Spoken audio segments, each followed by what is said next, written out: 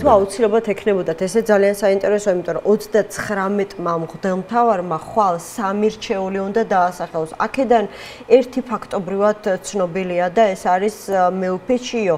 იმ ორ კანდიდატთან დაკავშირებით ალბათ საჭირო იქნებოდა ხვალინდელ სხდომამდე რაღაცა შიდა საუბრები, მოლაპარაკებები, პოზიციების შეჯერება. არ ვიცი, ვერ გეტყვით ვერაფერს. ვინ იქნება ის 3?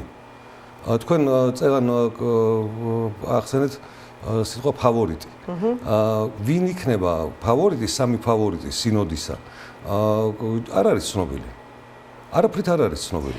ხვალ, როდესაც ცარიელი ბლანკის ფურცელი ექნება თითოეულ მღვდელმთავარს, სადაც უნდა დაწერონ, ვის აძლევენ რეკომენდაციას, რომ შევიდეს სამეულში, უпростоროდ სამეულში არ არის საუბარი. საერთოდ ვის წარადგენენ კათოლიკოს პატრიარქის კანდიდატურად, იქ როგორ გადანაწილდება ხმები არავინ არ იცის. ამიტომ წინასწარ რაღაც გარკვეული მინიშნებების ან გარკვეული ვარაუდების განწყობების საფუძველზე საუბრობდი მე, იმიტომ რამდენი მღვდელმთავრის განწყობა გაქვთ მოსმენილი? ხო, 39-დან ვერ ვიტყვი რომ უმრავლესობის, ალბათ 5 მაქსიმუმს ვამბობ. 5 არის ძალიან დიდი უმცირესობა.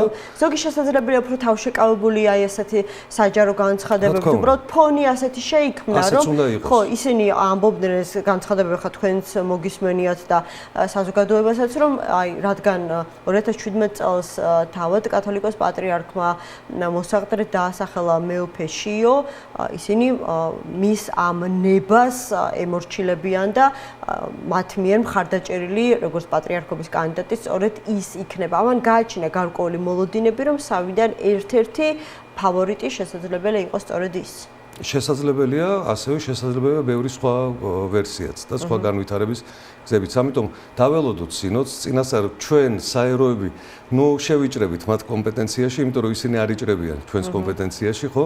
მხოლოდ იმ შემთხვევაში თუ ჩვენ ვუთმობთ მათ და ვეუბნებით რომ გვითხარით რა გავაკეთოთ, როგორ მოვიქცეთ თუმცა მოგვიტევებს ალბათ ამ ცნობის მოყარეობას ჩვენი მოლოდინებიდან გამომდინარე, ხო? სასულიერო პირებით და რა ვიცი, უფალიც, იმიტომ რომ ყველას გვაინტერესებს, ანუ ვინ იქნება მომავალი მწყემსი დედა ეკლესიისა, იმიტომ რომ მის პიროვნულ თვისებებზე პირველ რიგში ხომ იქნება ძალიან ბევრი რამ დამოკიდებული ჩვენს ქვეყანაში. მესმის რომ ძალიან მძიმე ჯვარი არის იტვირთო ის მემკვიდრეობა და შესაბამისად, ასე ვთქვათ, წარმოუძღვე, რომელიც დაგიტოვა საქართველოს კათოლიკოს პატრიარქმა. ეს არ არის მარტივი. არ იქნება ამის, ასე ვთქვათ, საკუთარ ზურგზე ამ ტვირთვის აღება მარტივი, მაგრამ ამავე დროს იქნება უდიდესი ჯილდო ამ ყველაფერთან ერთად. აი, წეგან ჩვენთვის ყოველთვის საპატივსაცემო ბატონი პროფესორი ვარდოსარინძე ბრძანებდა იმ რეგალიებს და საპროტოკოლო წესს, ასე ვთქვათ, სიმბოლურს წესს, როცა ახლად არჩეულ კათოლიკოს პატრიარქს აღსაყდრების დღეს მიერთმევა ძველი კონკულბარტყული, ასევე მიტრა, ასევე კვერთხი. ეს ყველაფერი არ არის რეგალია. ეს ყველაფერი არის ის, როგორც ტვირთულობდა საქართველოს კათოლიკოს პატრიარქი უწმინდესი ილია მეორე, ეს იყო პასუხისმგებლობა მისთვის. ის ჯვარპანაღიაც, ის კვერთხიც, ის კონკულბარტყულიც. ახალი პატრიარქისთვისაც ეს მხოლოდ და მხოლოდ პასუხისმგებლობა და დიდი ტვირთი იქნება. ეს არ იქნება გამამშვენებელი რაღაც დამატებითი რეგალია, რომელმაც თავი უნდა აგაწევინოს.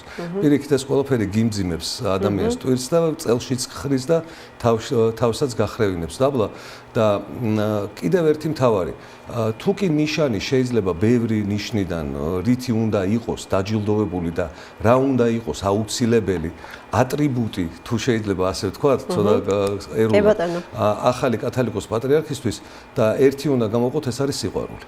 ის სიყვარული, რომელსაც ასე უხვად ფენდა მისი უწმინდესობა მთელი თავისი ცხოვრება, ახალგაზრდობაშიც კი მთელი თავისი ცხოვრება ქართველ ერს.